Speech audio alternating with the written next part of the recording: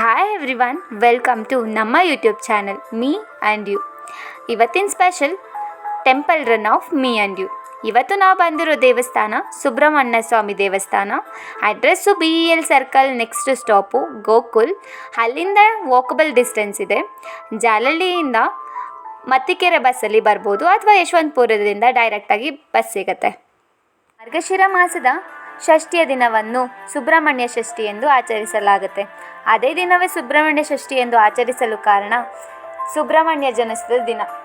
ಆದ್ದರಿಂದಲೇ ಸುಬ್ರಹ್ಮಣ್ಯ ಷಷ್ಠಿ ಎಂದು ದೊಡ್ಡ ಹಬ್ಬದ ರೀತಿ ಅಂದಿನ ದಿನವನ್ನು ಆಚರಿಸಲಾಗುತ್ತೆ.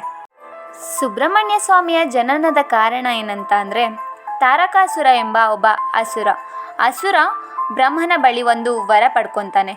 ಆ ವರ ಏನಂತ ಅಂದರೆ, ನನಗೆ ಶಿವನಿಂದ ಜನಿಸಿದ ಮಗುವಿಂದನೇ ವಧೆ ಆಗಬೇಕು ಅಂತ. ಯಾಕಂತ ಅಂದರೆ ಶಿವ ಕಾಮ, ಕ್ರೋಧ, ಮದ, ಮತ್ಸರವನ್ನು ತೋರಿದವರು.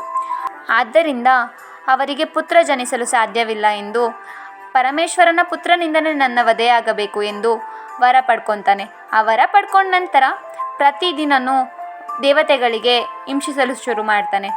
ಆ ಹಿಂಸೆಯನ್ನು ತಾಳಲಾಗದ ದೇವತೆಗಳು ಪರಮೇಶ್ವರನ ಮೊರೆ ಹೋಗ್ತಾರೆ.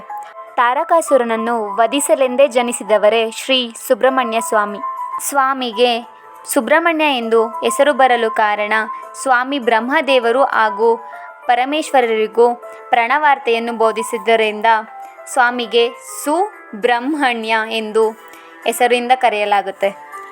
ಹಾಗೆಯೇ ಸ್ವಾಮಿಗೆ ಹಲವಾರು ಹೆಸರುಗಳಿಂದ ಕರೆಯುತ್ತಾರೆ. ಆರ್ಮುಗನ್, ಕಾರ್ತಿಕೇಯ, ಷಣ್ಮುಗ, ಸ್ಕಂದ, ವೇಲಾಯುಗನ್, ಶಕ್ತಿವೇಲ್ ಎಂದು ಮುಂತಾದ ಹೆಸರುಗಳಿಂದ ಪೂಜಿಸುತ್ತಾರೆ, ಆರಾಧಿಸುತ್ತಾರೆ. ನೀವು ಕೂಡ ಸುಬ್ರಹ್ಮಣ್ಯ ಸ್ವಾಮಿಯ ಆರಾಧಕರಾಗಿದ್ದರೆ ಒಂದ್ಸತಿ ಬಂದು ದೇವಸ್ಥಾನನ ವಿಸಿಟ್ ಮಾಡಿ.